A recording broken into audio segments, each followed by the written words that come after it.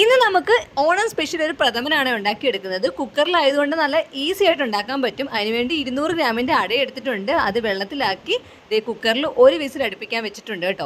ഒരു വിസിലൊക്കെ അടിച്ച് കിട്ടുമ്പോഴത്തേക്കിന് നന്നായിട്ട് വെന്തിട്ടുണ്ടായിരിക്കും കേട്ടോ. ഇത് കുക്കറിലല്ല വെക്കുന്നുണ്ടെങ്കിൽ ഒരു 10-15 മിനിറ്റാണ് വേവിച്ചെടുക്കേണ്ടത്. അതിനകത്ത് കുറച്ച് നെയ്യൊക്കെ ഇടണേ. പച്ചവെള്ളം ഒഴിച്ച് ഇതിന് 3 പ്രാവശ്യം ഒന്ന് കഴുകിയെടുക്കണം കേട്ടോ. എന്നിട്ട് ശർക്കര പാനിയാക്കാൻ വെച്ചിട്ടുണ്ട്. അതെല്ലാം ഒന്ന് റെഡിയായിട്ട് കിട്ടിയിട്ടുണ്ട്. ഇനി നമുക്ക് ആ കുക്കറിലേക്ക് തന്നെ കുറച്ച് നെയ്യും കൂടെ ഒഴിച്ച് അണ്ടിപ്പരിപ്പും കിസ്മിസും തേങ്ങയും ഒക്കെ ഒന്ന് വറുത്തെടുക്കാം കേട്ടോ.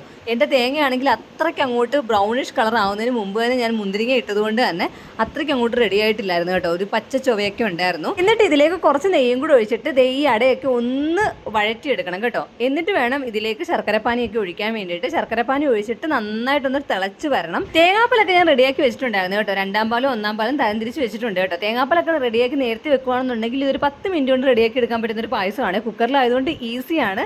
ആദ്യം ഞാൻ 2-ാം തേങ്ങാപ്പാലാണ് ഒഴിച്ചത്. അത് ഒന്ന് തിളച്ച് ഒന്ന് കുറുകി വന്നപ്പം പിന്നെ 1-ാം തേങ്ങാപ്പാൽ ഒഴിച്ചിട്ടുണ്ട്.